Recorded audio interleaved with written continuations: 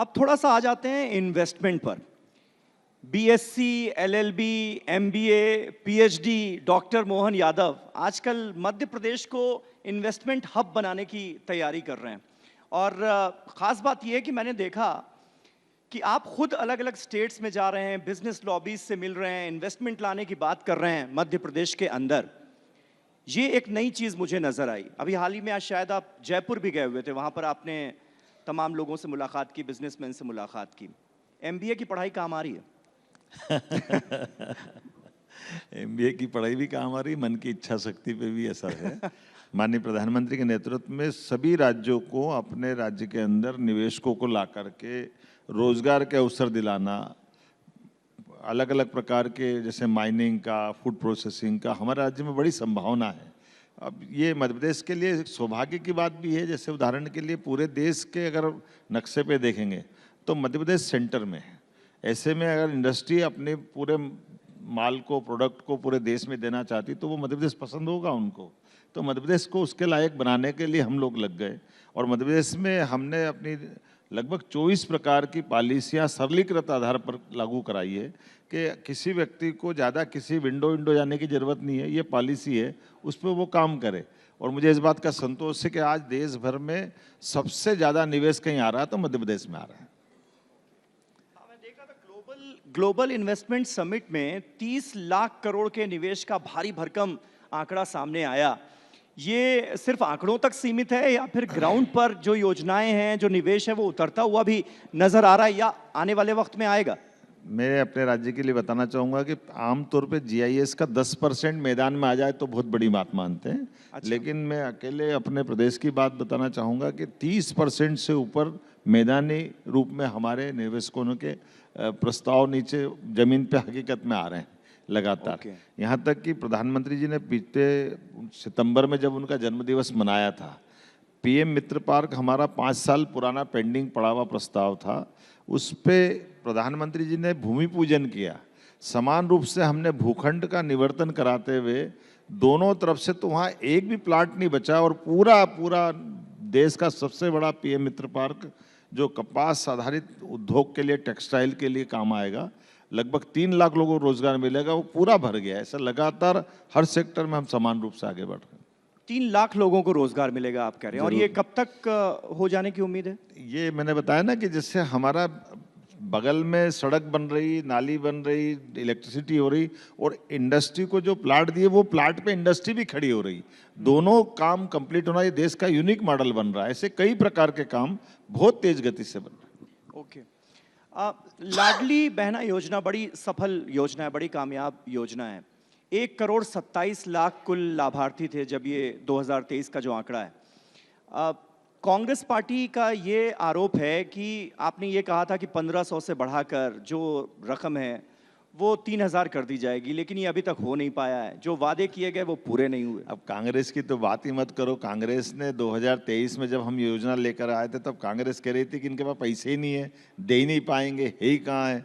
आज मुझे इस बात का संतोष है कि उस दिन भी और हमने जो कहा था, अभी तक लगभग 52,000 करोड़ रुपए की राशि हम दे चुके और 1,000 से यात्रा प्रारंभ हुई राशि देने की।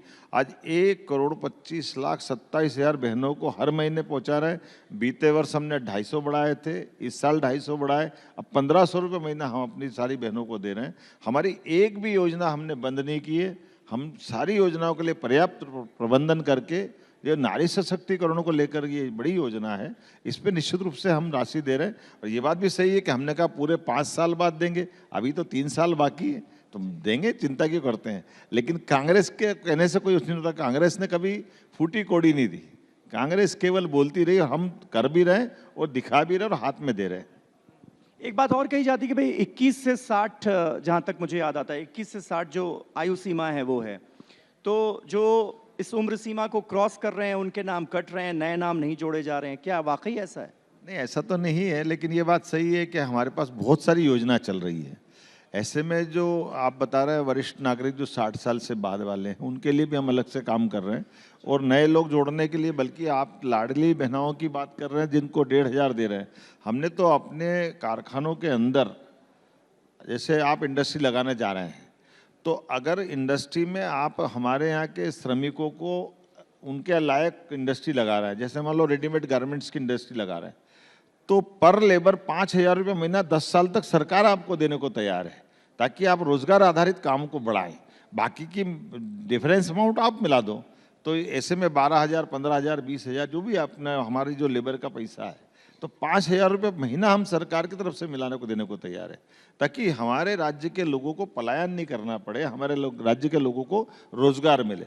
मुझे इस बात का संतोष है, आज देश का आंकड़ा उठा के आप चैट जीपीटी खोल के देख लीजिएगा, पूरे देश की औसत बेरोजगारी दर से आधी रह गई मध्य प्रदेश की। इतने बड़े पैमाने पर हमारे रोजगार का अवसर मध्य प्रदेश में मिल गए।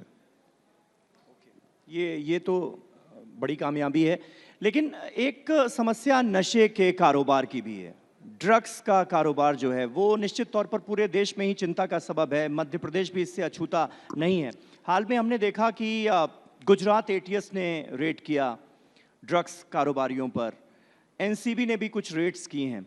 जो आपकी अपनी एजेंसी हैं, जो मध्य प्रदेश की अपनी एजेंसीज हैं, वो इसे लेकर कितनी सचेत हैं, वो कितना काम कर रही हैं, और आपके नज़र में ये समस्या कितनी बड़ी है?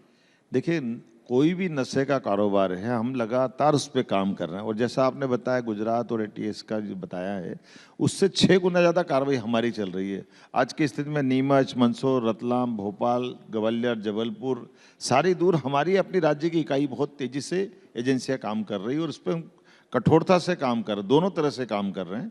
एक तरफ नशे के खिलाफ उस तरह से भी काम कर रहे हैं, दूसरा हमारी जो धार्मिक नगरियाँ हैं, लगभग 19 नगरियाँ, वहाँ हमने पूर्णतः नशाबंदी लागू कर दी। हमने वहाँ इस तरह से, जैसे आप बड़े नगर देखें तो उज्जैन, अमरकंटक, ओरछा, दतिया, मैहर की माताजी, कटनी, ऐसे 19 स्थानों पर हमने नशाबंदी की, एक तरह से पूर्ण नगरी को मुक्त कराया। अच्छा, मोहन यादव जी, ये बताइए कि खबरें ये भी आती हैं कि आपकी कैबिनेट में कुछ उठापटक चल रही है, कुछ सीनियर मंत्री अक्सर बैठकों से गायब रहते हैं। क्या अभी भी ये एक समस्या है, एक दिक्कत है कि जो सीनियर नेता हैं आपकी कैबिनेट में, उनका सहयोग उतना नहीं मिल रहा है जितना नहीं, मिलना चाहिए? ऐसा तो कहीं नहीं है। हमारे राज्य में ये हमारी पार्टी की विशेषता कि हम परिवार की तरह इस पे काम करते हैं, और सहजता के साथ, पूर्ण आज़ादी के साथ विषयों पे परामर्श भी करते हैं, और बहुत सहजता के साथ हम लगातार सारी बैठकों को संचालित करते हैं, और यही कारण है कि आज सब क्षेत्रों में हमारी सरकार सफलता के साथ नए कीर्तिमान बना रही है। लोग ये भी कहते हैं कि मोहन यादव जी एक सीईओ की तरह सरकार चला रहे हैं, जैसे एक सीईओ एक मल्टीनेशनल कंपनी रन करता है वैसे सरकार चला रहे हैं। क्या वाकई ऐसा है? नहीं, देखिए, ये तो अपने सरकार चलाने के मामले में जिनको कहना वो कहे, लेकिन ये बात सही कि जवाबदेही की तरह अगर आपको रखना पड़ेगा तो हमको उस तरह से देखना भी पड़ेगा। माननीय प्रधानमंत्री जी अनवरत, आज लगभग वो 25 साल की सार्वजनिक सेवाओं में है, लगातार एक दिन की छुट्टी नहीं लेते हैं, तो हमारे लिए आदर्श है हम भी उस तरह से अपने पूरे काम की प्रतिबद्धता से काम करें। और मुझे इस बात का संतोष है कि पूरी तौर पे डूब के काम करने का जो मज़ा है, उससे अच्छी कोई बात ही नहीं।